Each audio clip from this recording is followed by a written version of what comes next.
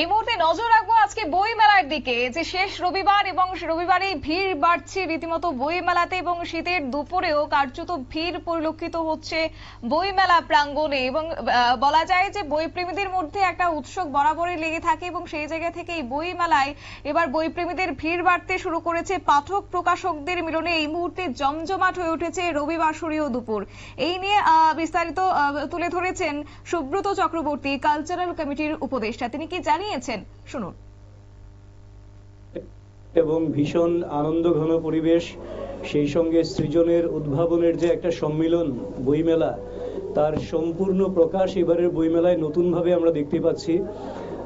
বিশেষ করে সমস্ত থিমকে কেন্দ্র করে যে ধরনের সাজসজ্জা হয়েছে এবার, সর্বেশাম শান্তির্ভবতি। আপনারা নিশ্চয়ই অবগত আছেন 2018 সালের পর থেকে বইমেলা থিম বেসড হচ্ছে, প্রতিবার নতুন থিম, এবং এই নতুন থিমকে কেন্দ্র করে বইমেলা প্রাঙ্গণ নতুনভাবে সেজে উঠছে।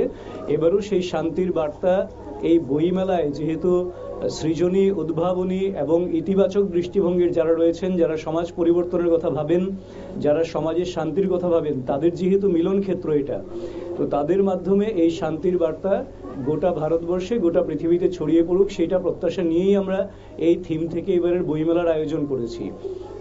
তো বিভিন্ন রকম অনুষ্ঠান যেমন হচ্ছে একদিকে, আরেকটা বিষয় হলো এই সময়টা, নির্বাচন আমাদের মনে হচ্ছিল এটা একটা ইতিবাচক দৃষ্টিভঙ্গি হবে, এবং সেটারই রিফ্লেকশন এবার হচ্ছে।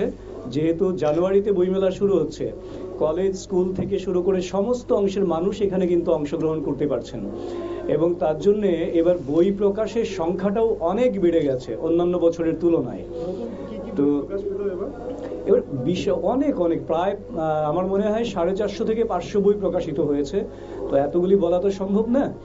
তো সব মিলে 175টা প্রকাশক গোষ্ঠী এই বইমেলায় অংশগ্রহণ করেছেন। তার বাইরে তো ডিপার্টমেন্টাল স্টল, এগুলি তো অন্য বিষয়।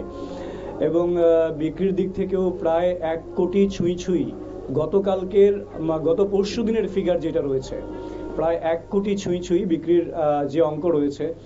তার মানে আমাদের যে একটা মনে হয় মাঝে মধ্যে যে মানুষ বোধহয় বই পড়তে চায় না, কিন্তু প্রতিবার বইমেলার পর দেখা যায় সেটা প্রায় আগের বারের থেকে অনেক বেশি বইয়ের বিক্রি বাড়ছে। তার মানে বই পিপাসু মানুষ আছে সেখানে। যুব সমাজকে আরেকটু যদি শুধু যুক্ত করে দেওয়া যায় তাহলে অনেক বাড়বে। সাংস্কৃতিক অনুষ্ঠান ভীষণ ভালো হচ্ছে সংস্কৃতি মঞ্চে প্রতিদিন। আজকে জাতীয় যুব দিবস, এই উপলক্ষে আমি প্রথমেই আমার যুব ভাইরা বোনেরা যারা আছে তাদেরকে অনেক অনেক অভিনন্দন, শুভেচ্ছা জানাই। স্বামী বিবেকানন্দের জন্মদিন। স্বামী বিবেকানন্দ আমাদের আদর্শ হোক, ত্রিপুরার ক্ষেত্রে না, ভারতবর্ষের ক্ষেত্রে না, গোটা বিশ্বের ক্ষেত্রে যুবকদের কাছে তিনি একটা তাইকা।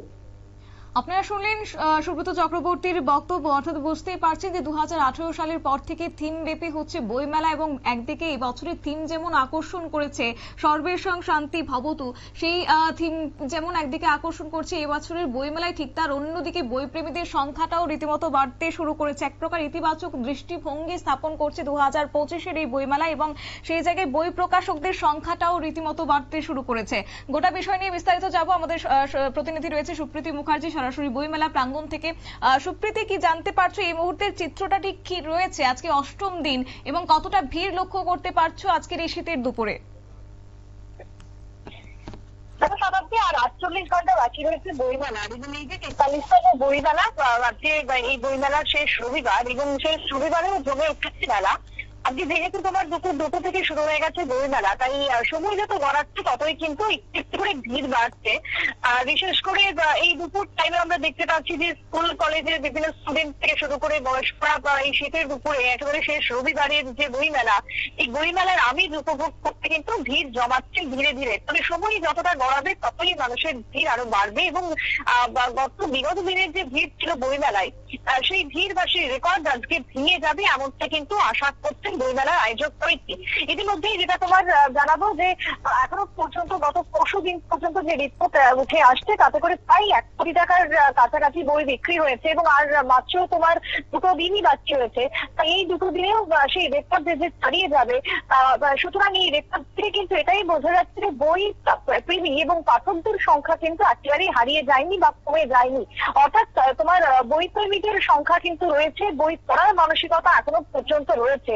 দেখো বর্তমানে আমরা সমস্ত কিছুই ডিজিটাল ওয়েতে আমরা বসবাস করছি এবং সেক্ষেত্রে হাতের কাছে আমরা ই পেপার ই বুক সব থেকে বেশি ভরসা করি, কিন্তু তারপরও অনেকেই আশা করেন যে এই ই বুকের যুগে পাতা উল্টে বই পড়ার সংখ্যাটা কি আদৌ রয়েছে। কিন্তু দেখো আজকের এই বইমেলাতে আসলেই সেটা বোঝা যায় যে পাতা উল্টে বই পড়ার সংখ্যাটা কিন্তু সত্যি রয়েছে। অর্থাৎ সমস্ত অংশের মানুষ যে বই কিনছেন পড়ছেন, তবে যুব সমাজকে আরো বেশি এই বইমেলার প্রতি যাতে আকৃষ্ট করা যায় তার জন্য বইমেলার নানান রকমের নান্দনিক দিকের আয়োজন রাখা হচ্ছে। তার মধ্যে দেখো যুব সমাজকে অধিক পরিমাণে যাতে আকর্ষিত করা যায় তার জন্য কুইজের প্রোগ্রাম রাখা হচ্ছে।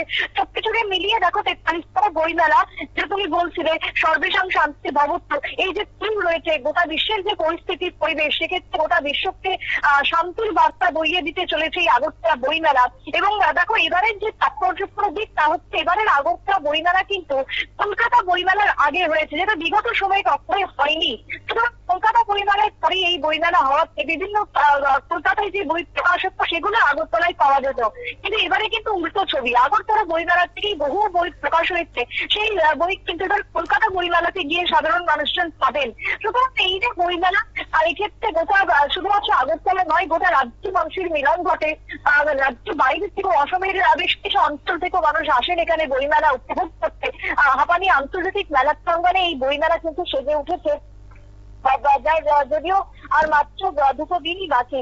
তাই যে সামনেই রয়েছে পরীক্ষার মৌসুম, বোর্ড পরীক্ষা শুরু হয়ে যাবে, তাই তার আগের এই বইমেলা সকলের জন্য একটা অন্যতম দিক দিচ্ছে। বিভিন্ন রকমের পাঠ্য বই থেকে শুরু করে গল্পের বই কেনারও কিন্তু একটা মনোভাব এবং বৃত্তির সবটাই বইমেলা থেকে উঠে আসছে। এবং আজকে তোমার রবিবার, শেষ রবিবার, ছুটির দিন, আর এই শেষ রবিবারেও কিন্তু যথেষ্ট জমজমাট এবং সময় কিন্তু বাড়াবে, ভিড় কিন্তু ততই বাড়বে এই বইমেলা চত্বরে। শতাব্দী। ধন্যবাদ সুপ্রীতি।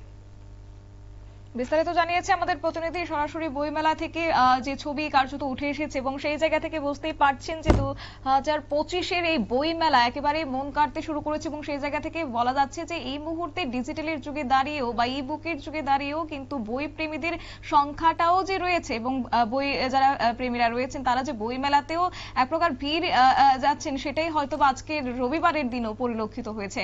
নিয়ে নিচ্ছে ছোট্ট একটি বিজ্ঞাপন বিরতি, সঙ্গে থাকুন।